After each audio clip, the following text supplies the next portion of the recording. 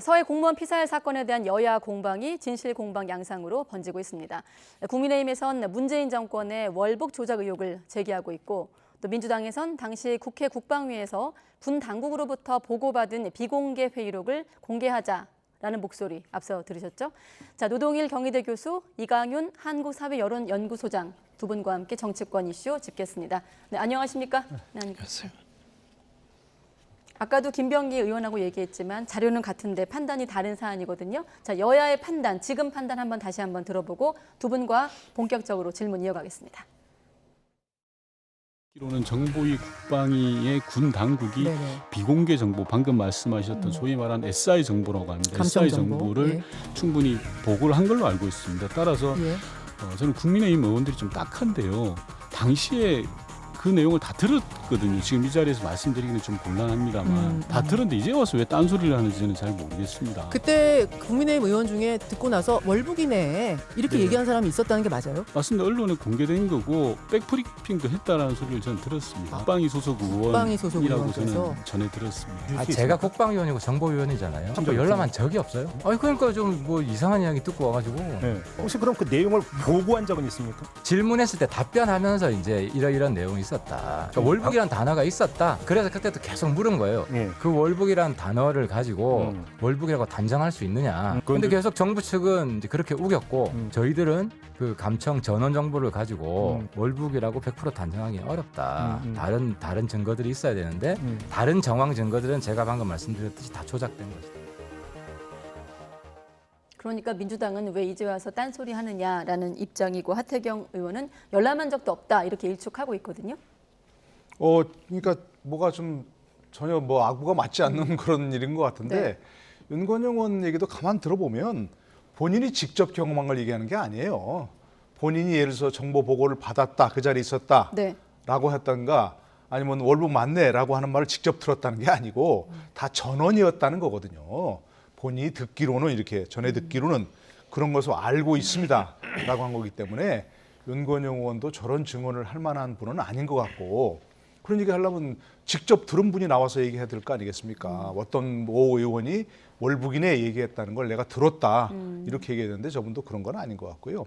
또 하태경 의원 같은 경우도 그 당시 이제 뭐 정보를 다 그 국민의힘 의원들도 다 들었다. 정보를 보고를 받았다 얘기했는데 지금 좀 전에 김병기 의원 말씀하신 것처럼 SI 정보를 직접 다 보고받았다는 게 아니거든요.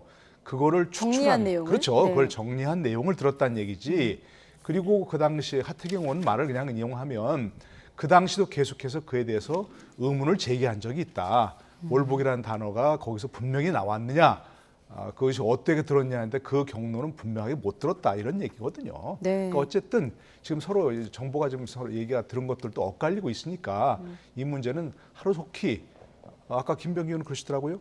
민주당에서는 지금 국민의힘이 요구하는 걸 다 협조하겠다 이게 하니까 그분을 빨리 공개하든지 해서 정리해야 될 필요가 있는데 공개라고 해서 모든 국민에게 언론에게 다 공개할 필요가 있는 건 아닌 것이고요. 여야 의원들이 함께 그걸 확인하고 그리고 더 유족들까지 참여시켜서 저는 공개하는 게 필요하다고 생각합니다. 가장 중점적으로 공개가 된다면 어느 부분을 들여다봐야 된다고 보십니까? 그러니까 그 당시 그야말로 월북이라고 해경이 분명히 그랬지 않습니까? 월북이라고 판단한다고 그 판단의 근거가 된 것을 무엇이냐를 그 정보위 국방위 비공개 회의록에 있는데 있다는 것인데 그런 내용이 들어있는 회의록을 다 전체를 다 전문을 공개해야죠. 그것도 일부를 짜입게 하거나 일부만을 편집해서 공개할 수 있는 건 아니고요. 지금 앞서 말씀하신 대로 악의가 잘 안 맞는 부분, 양측이 좀 엇갈리는 부분 논리를 저희가 한번 정리해봤거든요. 4대 의혹대, 4대 근거를 화면에 보여주시고 소장님은 좀 어떻게 보십니까? 어떤 점이 좀 특히 확인해야 될 부분이 있다면? 우선 2년 전 이 사고 발생 당시에 당시 야당이었던 국민의힘에서는 왜 지금과 같은 문제 제기를 하고 그때 좀 확실히 바로 잡았으면 또 되풀이되는 일은 피할 수 있잖아요. 물론 그때는 월북 의사가 있었느냐보다는 우리 국민이 당시 상황을 추론컨대 불가피했다는 점을 추정은 할 수 있겠으나 어쨌거나 피격 사망했고 소각됐지 않습니까? 그런 거 굉장히 충격적이었는데 그래서 왜 그때는 안 그랬는지 모르겠다. 그다음에 조금 전에 YTN에 출연했던 김병기 민주당 의원의 인터뷰가 저는 오늘 여러모로 중요한 뉴스거리를 많이 갖고 있다고 보는데요. 네. 국민의힘이 주장하는 거 다 하겠다 그랬으니까 일단 진전된 것으로 보고요. 그 상태에서 여야가 비밀 유지 조항 같은 것을 분명히 하고 확인을 해서 이 논란이 더 이상 되풀이돼서는 안 되겠다. 지금 SI 정보, 이른바 특수 정보라고 하는 것 어디까지 공개할 것인가인데 우리 군 및 정보기관의 북측에 대한 감청 능력이 드러나서는 안 되는 거죠. 그건 안보 능력에 대단히 문제가 되는 거니까 그 점을 다 낱낱이 공개해서는 안 되는 것이고 월북 의도가 있었다고 판단했던 근거와 지금 새 정부 들어서 그건 아니었다고 판단하는 근거 중에 어느 게 더 정황에 부합하는지를 판단하면 되지 않을까 싶습니다. 네, 지금 보면 안보 해악을 감수하더라도 공개하자라는 게 이제 민주당 일부에서 목소리가 나왔는데, 자, 진짜 공개가 될지가 일단 궁금하고, 공개가 된다면 이 논란이 일단락이 될까요? 이게 정치적으로 계속 이거 사실 정답이 없잖아요. 모두 하려면 모든 걸 다 오픈해야 되는데 그랬을 때 입을 손실과 그런 걸 생각하면 그럴 수도 없는 문제입니다. 그런데 이것 때문에 계속 이러기에는 특히 경제 상황이 너무 안 좋기 때문에 국민들 보시기에도 그래 의혹의 일부는 밝혀져야 하겠죠. 당연히 유족 입장 있는 것이고요. 조금 더 진전된 뭐가 이루어져야 하겠지만 이거에만 계속 매몰될 수는 없는 것이니까. 그다음에 조금 전에 하태경 의원 그 자료 화면에서 보니까 열람이라고, 우리는 열람 받은 적이 없다고 그랬는데 열람이 아니고 관계자들의 보고를 통해서 밝혔다고 했으니까 월북 의도가 있었다고. 그러니까 열람과 보고는 단어 구분을 좀 명확히 했으면 좋겠고요. 왜냐하면 하태경 의원이 지금 국민의힘의 TF 위원장이니까 더더욱. 그다음에 모든 정보가 조작됐다라고 아까 인터뷰에서 그 말을 하던데 그거 역시도 중요한 말 같습니다. 조작됐다고 말한 근거나 이런 걸 해서 이 건 관련해서 부정확한 정보가 계속 유통되는 것은 모두를 위해서 국익을 위해서 대단히 안 좋다고 생각합니다. 네, 알겠습니다. 자, 이번엔 여야 내용도 짚어볼 텐데 먼저 국민의힘 상황부터 짚어보겠습니다. 오늘도 최고위 상황에서 이준석 대표와 배현진 최고위원이 거칠게 고성이 오갔거든요. 자, 여기에 대해서 박상원 앵커가 정리한 내용부터 보겠습니다. 네, 이준석 대표와 배현진 최고위원 간의 갈등이 점점 격화하는 모습이죠. 고성과 반말이 오기까지 두 사람의 신경전을 거슬러 올라가 보겠습니다. 먼저 자잘한 사조직을 둘러싼 말싸움인데요. 이준석 대표, 지난 10일 윤석열 대통령과 비공개 오찬을 마친 후 기자들이 민들레 모임에 대해 이야기했느냐고 묻자 대통령에게 당내 자잘한 사조직에 대한 이야기 꺼낼 정도는 아니었다, 이렇게 답을 했습니다. 민들레 모임, 민심 들어볼래의 약칭으로 배현진 의원을 포함한 친윤계로 알려진 의원들이 주도했었죠. 그리고 사흘 뒤 이준석 대표가 띄운 당 혁신위에 대해 배현진 최고위원이 정면 반발했는데요. 혁신위가 자잘한 사조직으로 오해받을 수 있다라고 응수한 겁니다. 이 대표가 꺼낸 자잘한 사조직이란 말을 그대로 돌려준 셈이죠. 갈등이 더욱 표면 위로 드러난 건 지난 16일 최고위원 회의 자리였습니다. 이미 시작부터 전운이 감돌았는데요. 이른바 노룩 악수가 주목받았습니다. 당시 화면 보시죠.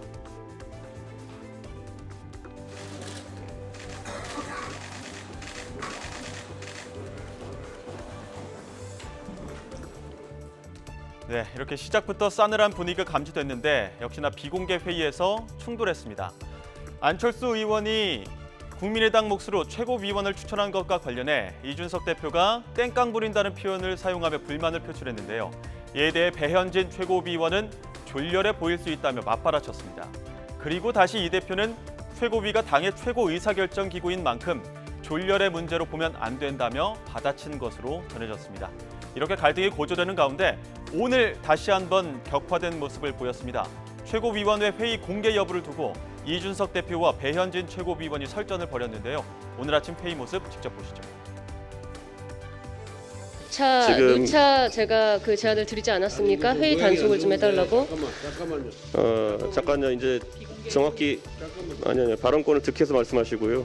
심지어 본인께서 언론과 나가서 얘기하신 걸 단속해볼까요, 언론인들이 쓴 한번? 것을 누구의 핑계를 대면서 지금 비공개 회의를 합니까? 그만합시다.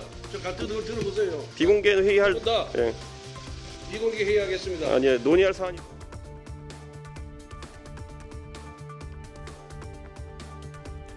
네, 이렇게 갈등이 최고조에 치닫자 일각에서는 당권을 둘러싼 힘겨루기 아니냐는 분석들도 나오고 있는데요. 국민의힘 내부 상황을 빗댄 만평도 등장했는데 이준석 대표가 직접 소개하기도 했습니다. 쟁탈전이라는 제목의 이 만평은 북한 인터넷 매체 우리민족끼리가 공개한 시사 만화입니다. 물론 이준석 대표는 평소 스타일대로 영광이라며 신경 쓰라고 답했는데요. 고성과 반말이 오가는 국민의힘 최고위원회, 국회 공전 속 여당이 내홍만 노출시키면서 당분간 언론도 신경 끄기는 어려울 것 같습니다. 박 앵커가 얘기한 것처럼 신경 좀 꺼보려고 했는데 매일 뉴스가 쏟아지고 있기 때문에 오늘도 다루게 됐습니다. 오늘도 화면에 여러 번 잡혔는데 지금 잠깐 보여주실 수 있을지 모르겠습니다만 가운데 낀 권성동 원내대표가 이쯤 되면 좀 난처해 보이기도 하거든요. 자, 이 같은 설전과 고성 공방 어떻게 보고 계십니까? 글쎄요, 정말 대한민국 정부 집권 여당이죠, 진짜 집권 여당의 모습인데 이게 참 민낯이 다 드러나는 것을 보면서 저분들 하신 말대로 참 정치가 너무 졸렬해 보입니다. 어떻게 저런 얘기를 가지고서 저렇게 기자들이 다 보고 있고 기자들이 저렇게 촬영하고 있고 저건 국민들에게 다 공개된다는 게 다 알고 있는 얘기 아닙니까? 네. 그런데 어떻게 저런 얘기를 하면서 서로 다투나요? 참. 여당이라면 행정부 대통령이 집권한 행정부를 정책과 법안으로 뒷받침해야 되는 그런 존재 아니겠습니까? 그러면 적어도 무슨 지금 현재 경제가 위기에 있는데 이 문제를 어떻게 우리 여당에서 행정부를 뒷받침해서 어떤 법안을 낼까요? 이런 얘기를 좀 논의하고 그래야 되는 거 아닌가요? 저렇게 저런 모습을 보이면서 무슨 또 국민을 지지를 해달라고 얘기할 수 있습니까? 4.7 재보선, 대선, 지선 3연승을 했다고 하는데 본인들이 잘해서 한 걸로 지금 착각하는 거 아닌가 싶은 정도로 정말 쓴소리밖에 안 나옵니다. 네.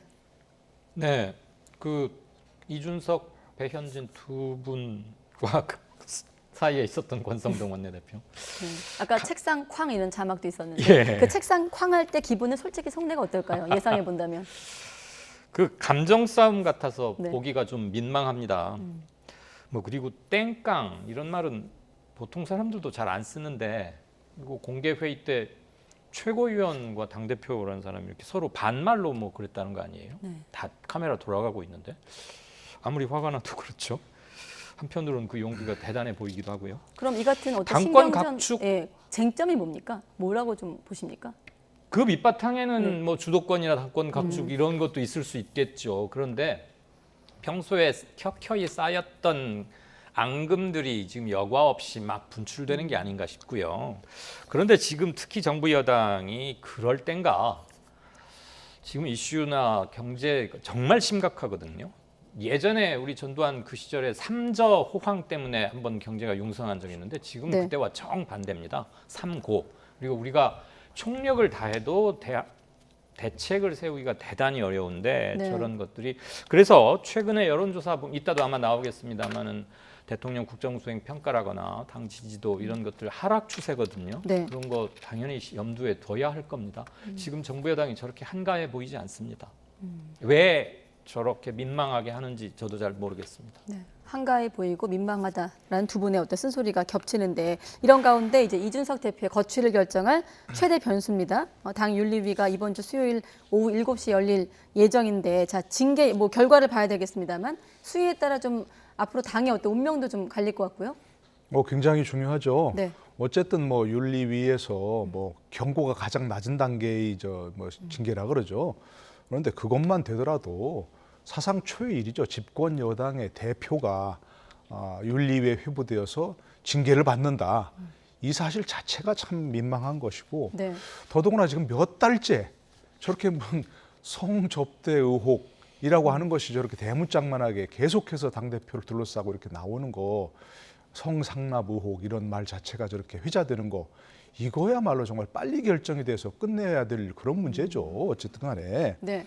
그런데 어쨌든 윤리가 이제 내일 모레 수요일을 연다는 거죠. 네. 결정됐으면 이준석 대표는 징계 대상자 아닙니까? 그러면 자숙하면서 본인이 할 말이 있다면 징계위에 출석해서 아니면 징계위의 서면으로 자신의 입장을 소명해서 그렇게 본인 입장을 그 자리에서 얘기할 것이죠. 왜 계속해서 지금 징계 대상자가 징계할 기구를 공격하면서 경고도 받아들일 수 없다. 이렇게 이건 정말로 뭐라고 표현합니까? 뭐 건방지다고 표현해야 됩니까? 어떻게 해야 됩니까? 이거는 말이 안 되는 거죠. 어이없는 상황이고요. 다시 한번 말씀드리지만 징계는 수사와 다릅니다. 계속해서 지금 경찰 수사도 안 나왔는데 어떻게 징계할 수 있냐 얘기하는데 징계 문제와 수사는 전혀 다른 얘기니까요. 그런 얘기 그만하고 네. 이양희 위원장이 정말 뭐 경고성 메시지를 발송했지 않습니까? 왜 징계위를 공격하느냐 그런 얘기인데 계속해서 징계위를 공격하고 어쨌든 징계위의 결론을 기다려야 될 사람 저렇게 얘기하면 말이 안 되는데 어떤 결론이 나오든 지금 이준석 대표의 성정으로 봐서는 절대 승복하지 않고 아마도 국민의힘 분란은 더 커질 가능성이 높은 거죠. 그래서 조금 전에 우리가 본 것처럼 그런 과거의 어디선가 본 모습이에요. 과거 새누리당 계열의 정당에서 최고위원회 열리면 이른바 봉숭아학당이라고 그랬었죠. 당대표와 최고위원이 싸우고 뭐 금방 또 조금 전에 그 회의 도중에 나가버리는 그런 모습 어디선가 봤어요 예전에. 네. 이런 모습이 되풀이되면서 다시 한번 이 국민의힘이 국민의 신뢰를 받지 못하는 당으로 지금 나락으로 떨어지는 거 아닌가 싶은 뭐 그래서 대한민국 집권 여당의 모습이 또 한번 정말 지리멸렬할 것 같아서 걱정입니다 이 부분은. 네. 소장님은요? 지금 보면은 윤리위 결정은 4단계더라고요. 경고부터 제명까지 이 중에 이제 어떤 결정이 나올지 봐야 되겠습니다만 지금 교수님은 어떤 결정이 나와도 파장이 있을 것이다라고 보고 계시거든요. 예. 노동일 교수님 말씀에 100% 동의합니다. 하나도 보탤 뺄 게 없고요.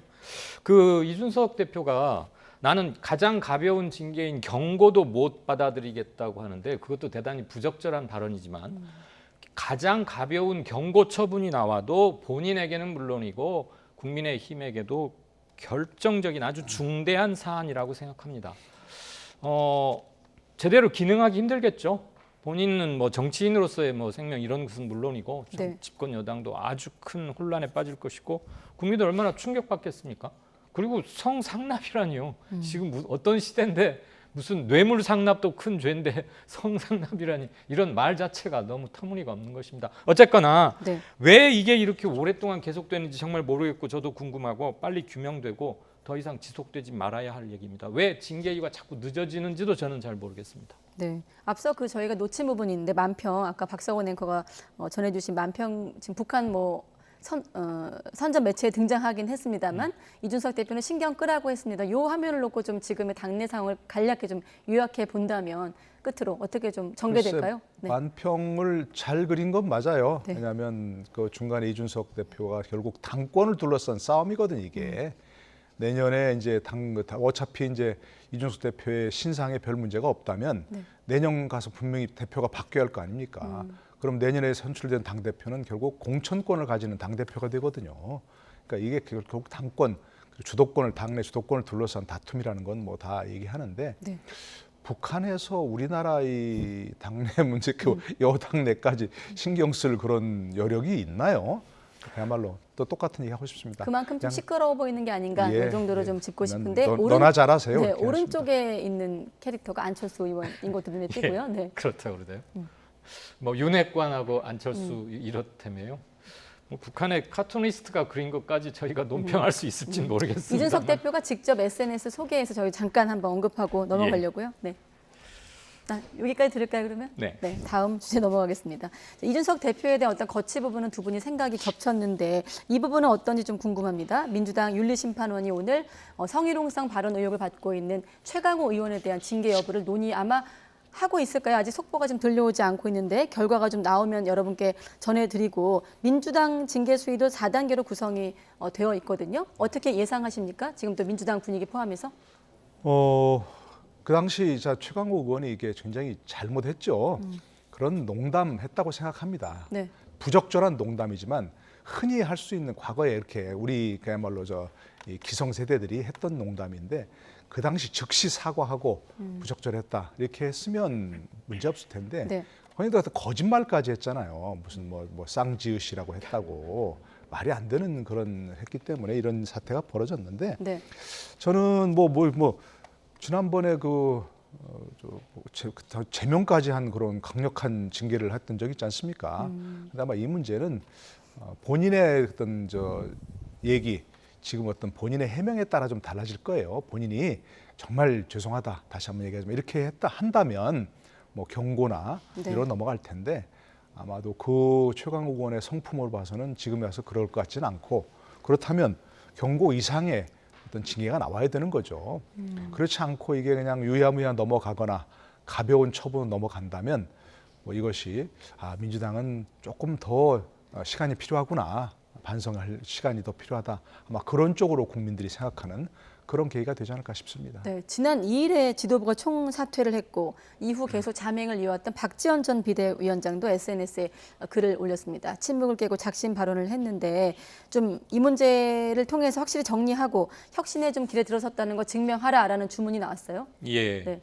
오늘 계속해서 민망한 내용을 얘기하게 되네요. 네. 그런데 지금 최강욱 의원의 징계 수위가 본인의 뭐 받을 도덕적 타격 이것도 있지만 당내 계파 간의 무슨 다툼 양상의 성격을 띠고 있거든요. 네.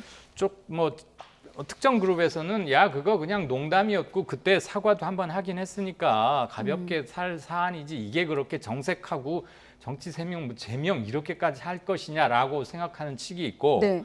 이것을 기회로 해서 민주당이 쇄신하고 국민들께 다시금 면모를 일신하는 계기로 삼는 상징적 모멘텀으로 만들자라고 하는 측도 있거든요. 박지현 의원, 여성분이죠. 네. 그분이 오늘 다시 SNS에 쓴 것도 저는 그런 정서를 대변하고 있다고 보는데요. 저 사안의 성격은 뭐 농담으로 시작된 그냥 그런 것 같습니다. 이렇게 커지지 않을 수도 있었는데 이상하게 커져버렸어요. 일이 꼬이려면 원래 그런 거 아닙니까? 민주당이 이것을 어물쩍 넘어간다는 인상은 주지 않으면서 더 이상 징계든 사과든 뭐가 문제가 가장 안 좋은 경우는 한 번 하고서 해결이 안 되는 경우, 그래서 또 한 번 손을 대야 하는 경우도 있거든요. 네. 그러면 호미로 막을 것 가래로도 못 막는 상황이 생기는데 그것을 어떻게 절묘하게 조정할지 관심입니다. 네. 아직 결과가 지금 안 들려고 있는데요. 아직은 오늘은 빠르면 오늘 중에 나온다고 하는데 아직 회의가 소집된 건 아니라고죠. 그러면 호미로 막는다는 건 두 분 다 좀 징계 수위가 높아야 된다고 보시는 건가요? 아직은 예상입니다. 네, 현재까지 왔으니까 이 상태까지 왔으니까 본인이 자초한 거죠. 그 당시 빠른 사과하고 넘어갔으면 이렇게까지 될 일도 아닌데 계속해서 뭐 발언 유출자를 색출하라 뭐 이런 식으로 해가지고 뭐 2차 가해를 하고 했기 때문에 이와 같은 상황이 온 것이니까 이분은 여기까지 왔으니까 단순 경고로 이렇게 경징계로 그칠 일은 아닌 게 분명하죠. 예. 네, 알겠습니다. 자, 박지원 전 위원장을 또 중심으로 얘기를 해보면 앞서 개파 말씀하셨는데 또 그런 관리로 좀 봐야 될까요? 지금 보면 박지원은 희생양 삼지 말자라는 목소리가 나왔고 또 한동안 국민의힘의 어떤 화두였던 자기정치 얘기가 또 나오기도 했습니다. 박지원 전 비대위원장을 향해서 겨냥한 듯한 발언을 이제 김용민 의원이 올리기도 했는데 박지원 전 위원장에 대한 어떤 민주당 내 목소리 어떻게 들을 수 있을까요? 두 갈래죠. 야, 박지원 비대위원 저 사람 할 말 했던 거 아니야? 저 정도는 말할 수 있어야 비대 말 그대로 비대위원 그리고 비대위원장이었잖아요. 그런 말 정도 하라고 모셔온 것인데 그걸 가지고 내부 총질이라고 하면 되나? 뭐 이런 측이 있고요. 물정을 몰라도 너무 모른다. 지방선거 이제는 다 과거지사가 됐습니다만 큰 선거 앞두고 그렇게 내부 분란만 조장하다니 너무 정치 감각이 없는 것 아니냐 이런 비판도 컸습니다. 그리고 자연스럽게 선거를 치른 비대위였기 때문에 한 18회 정도 뭐 조용히 있었습니다만 국민들이 글쎄요 이건 완전히 주관의 영역인데 제가 볼 때는 박지원 전 비대위원장이 했던 말 정도조차도 민주당이 수용을 못한다면 융통성과 건강성의 문제가 좀 있는 것 아닌가. 그리고 미래지향적인 측면에서는 저런 얘기를 충분히 소화하고 흡수해서 얘기할 수 있는 내부 논의 구조는 갖춰야 되겠다. 정치 기술상의 문제, 선거를 며칠 앞두고 득표에 도움이 됐느냐는 그건 부차적으로 따로 따질 문제고요. 지금 어차피 쇄신과 혁신을 얘기한다면 그 차원에서 얘기가 진행되는 게 바람직하지 않을까 싶습니다. 융통성과 건강성의 문제라고 말씀하셨고요. 전 박지원 비대위원장이 민주당의 어떤 굉장히 큰 공을 세웠다고 생각합니다. 그 지금 이제 우리가 좀 전에 뭐 이준석 대표의 그 여러 가지 불미스러운 모습을 보긴 했지만 네. 어쨌든 이준석 대표로 얼굴을 바꿔서 국민의힘이 뭐 그 덕이든 아니든 간에 어쨌든 지방선거, 뭐 대선, 거기다 또 4.7 재보궐선거까지 따지면 3연승을 한 거거든요. 그러니까 그런 면에서 봤을 때는 분명히 어떤 대표로서의 역할을 잘했다 이렇게 생각하고요. 네. 박지원 비대위원장이 그런 역할을 해줬다면 굉장히 좋았겠죠. 그러나 뭐 지선에서 결국 대선과 가까이 있는 그런 선거였기 때문에 박지원 비대위원장이 아무리 역할을 했어도 되겠습니까? 네. 그건 분명히 선거 승부는 박지원 비대위원장에게 물을 건 아니고 그 얼굴로서 역할을 비대위원장의 저런 젊은이를 추대했다고 하는 것은 얼굴로서 역할을 해달라는 거 아니겠습니까? 무슨 실질적인 역할을 했다는 게 아니고 네. 그런 점이 봤을 때는 국민들이 조금 그래도 주목할 만한 발언들을 했기 때문에 그런 것들을 민주당이 좀 받아들였다면 그리고 그것을 존중하는 모습을 보였다면 실질은 어떻더라도 결과적으로 이렇게 외부적으로 이미지라도 쇄신하는 그런 듯한 모습을 보였을 텐데 그거조차도 봐주기 어려웠던 그런 상황이기 때문에 지금 새롭게 박지원 비대위원장이 돌아와서 할 일이 뭐 있겠습니까? 비대위원장을 시킬 수도 없는 거고 그렇기 때문에 당분간은 민주당에서는 저런 존재가 나오기 어렵지 않을까 싶습니다. 네. 아무튼 지금 일정대로라면 민주당 윤리심판원이 최강욱 의원 징계 여부를 논의하고 있고 잠시 뒤에 결과가 나올 것 같거든요. 결과 나오면 또 YTN 통해서 속보 확인하시기 바랍니다. 자, 끝으로 여론조사 좀 볼 텐데 대통령 국정수행 평가를 짚어보겠습니다. KSOI 조사가 있고 리얼미터 조사가 있는데 일단 화면에는 리얼미터 결과가 나왔네요. 자, 긍정이 48%, 부정이 45.4%. 추이로 본다면 이 소장님 어떻게 해석할 수 있을까요? 화면에서 바로 시각적으로 확인할 수 있다시피 긍부정 격차가 계속 좁혀들고 있죠. 그래서 겨우 오차범위 정도 안에 들어있는 것 같은데 지금 출범한 지 한 달 간 넘겼습니다. 네. 근데 계속 4번, 4주 연속 줄어들고 있다는 것에 좀 주목을 해야 되겠고요. 우리가 어떻게 하기 힘든 대외 의존도 국제경제 때문에 힘들어지는 것은 그렇다 하더라도 정부 여당 내에서의 여러 가지 잡음들 아까 자료화면 봤잖아요. 막 네. 최고위 회의 때 이런 거 그리고 그 대통령 부인 되시는 김건희 여사를 둘러싼 그거 역시도 저는 참 불필요한 불필요한 논란이거든요. 왜 저런 얘기가 나와야 되는지 자체가 조금 그래요. 그럼 평가 중에 부정 추이에 좀 영향을 미쳤을 것이다 당연히 라고 미쳤을 보시는 거라고 거고요. 봅니다. 예. 그리고 지금 아직 국회에서 인사청문회가 진행되지 않아서 임명은 되지 않고 있습니다만 추천된 두 여성 장관 후보자들에 대한 여론도 좋지 않습니다. 굉장히 악재가 꽤 많은데 동시다발적으로 일어나니까 지금 뭐 하나가 제대로 집중이 안 돼서 그렇지 전반적으로 여론은 썩 좋지 않다. 그 추세는 정부 여당은 물론이고 정치권 전체가 지금 정신 바짝 차려야 할 때입니다. 국민들 싸늘하게 보고 계시다는 게 숫자로 드러나네요. 네. 대선 때도 정치 혐오 얘기 많이 했었는데 그 좀 기조가 연장되고 있다. 이렇게 좀 보시는 것 같고요. 저 KSOI 조사도 좀 보여주시고 교수님은 어떻게 추이 보고 계십니까? 네, 저는 최초의 그 긍정적 평가가 그렇게 높지 않다 얘기할 때 오히려 그 높지 않은 것을 1%포인트씩이라도 높여가면 더 좋지 않겠냐 했는데 지금 반대로 가고 있네요. 네. 저런 것들이면 사실은 높을 때는 굉장히 그 여론에 좋다고 하다가 낮아지면 여론의 일비지 하지 않겠다. 보통 그렇게 얘기를 하거든요. 네. 그러나 저것은 철저하게 냉정하게 분석을 하고 그 원인이 무엇인가를 파악해서 교정해 나가야 할 그런 문제입니다. 저 부분들은. 왜냐하면 민주정부라고 하는 것이 국민 여론에 기대는 것 말고 뭘 더 하겠습니까? 네. 다른 게 없으니까 여러 가지가 있겠죠. 지금 잘 설명하셨지만 지금은 가장 주목받아야 할 게 대통령이나 이런 내각의 정부의 경제 관련 메시지입니다. 네. 비상경제회의라도 하면서 매일이라도 하면서 그런 것들을 비상경제회의 소집해서 거기 논의되고 있는 것들을 이렇게 국민들에게 알려야 할 그런 시기인데 엉뚱하게 자꾸 무슨 김건희 여사의 동정이 보도가 되고 언론에 너무 많이 노출이 돼요. 그럴 필요 없는 시기인데도 또 시기도 그렇고 저 여러 가지 상황도 그렇고 그런데 자꾸 그렇게 노출되는 건 별로 바람직하지 않다고 생각하고요. 네. 뭐 부속실 설치나 이건 부차적인 문제고 이건 철저하게 기획돼 가지고 국민들에게 긍정적인 메시지를 줄 수 있을 때 노출시키는 것이지 자꾸 저렇게 일상을 노출시킬 필요가 없다는 것이고 지금은 제가 생각하는 딱 한 가지 권하고 싶은 것은 네. 윤석열 대통령, 한덕수 총리, 경제부총리 집무실에 야전 침대 갖다 놓고 매일같이 비상근무하고 있다. 이런 식의 메시지가 나와야 되는 그런 시기입니다. 사실은 한가한 저런 메시지가 나올 때가 아니고요. 관련해서 짧게 숫자 하나만 좀 보태서 정보 네. 전해드리겠습니다. 저희가 KSOI가 오늘 발표된 조사하면서 대통령 국정평가도 물었지만 조금 전에 자막으로 나갔고요. 경제 위기에 대처를 하는 것 어떻게 평가하십니까? 시민들께 여쭤봤더니 미흡하다 50.2%, 네. 적절치 못하다, 믿음직스럽지 못하다, 문제 있다라고 44.9%가 대답하셨습니다. 오차범위 내이긴 하지만 차이가 좀 나고 있죠. 네. 미흡하다는 평가가 반을 넘었습니다. 관련해서 최근에 경제 비상경제 선언하고 회의 연 것도 봤고 다 뉴스로 전해졌는데 저는 이게 그 태스크포스의 장을 대통령이 직접 맡아야 된다고 봅니다. 경제 전문가 한덕수 총리가 있긴 하지만 네. 이것은 대통령 고유 아젠다로 정말 비상사태라는 생각으로 본인이 회의 소집하고 주재하고 프리토킹하게 하고 질문 대책을 만들어내야지 경제부총리 당신이 어떻게 해보시오.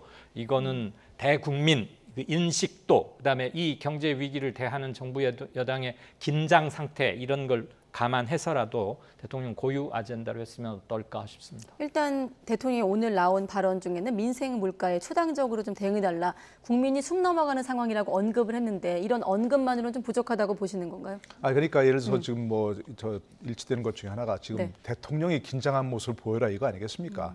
대통령이 회의를 주재한다고 뭐 뾰족한 수가 사실 나오겠습니까? 그러나 바로 국민들에게 주는 메시지가 중요한 거죠. 국민들에게 지금 비상 상황이구나.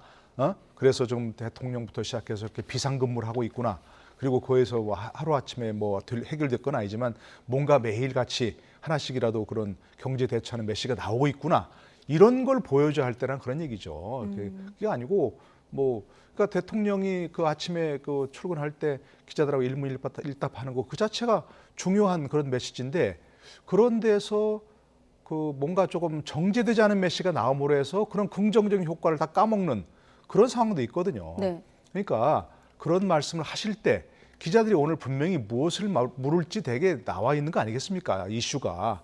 그렇다면 그걸 철저히 정제된 메시지로 해갖고 국민들에게 직접 전하는 대통령의 목소리가 거기서 나와야 되는 거지. 그리고 쓸데없는 자꾸 뭔가 좀 이렇게 그 비판을 받을 만한 그런 정제되지 않은 메시지 이거 나오는 것은 조금 지양해야 될 그런 문제가 되는 거죠. 네, 알겠습니다. 지금 이 말씀만 네.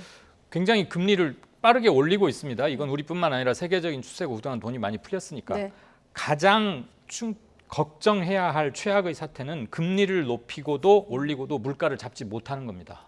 그러면 중산층도 붕괴되는 거죠. 서민들은 말할 게 없고 그러니까 이자 부담 늘어나는데 물가까지 오르고 그러면 가처분 소득이 줄어들죠. 더군다나 주식시장 계속 폭락하고 있고 부동산 자산 가치도 떨어지면 이건 더 이상 손을 쓸 수가 없는 지경에 이르를 겁니다. 네, 두 분이 더 민생과 물가 걱정을 하고 계신다는 생각이 드네요. 네, 여기까지 듣겠습니다. 노동일 교수님, 또 이강윤 소장과 함께했습니다. 고맙습니다. 고맙습니다.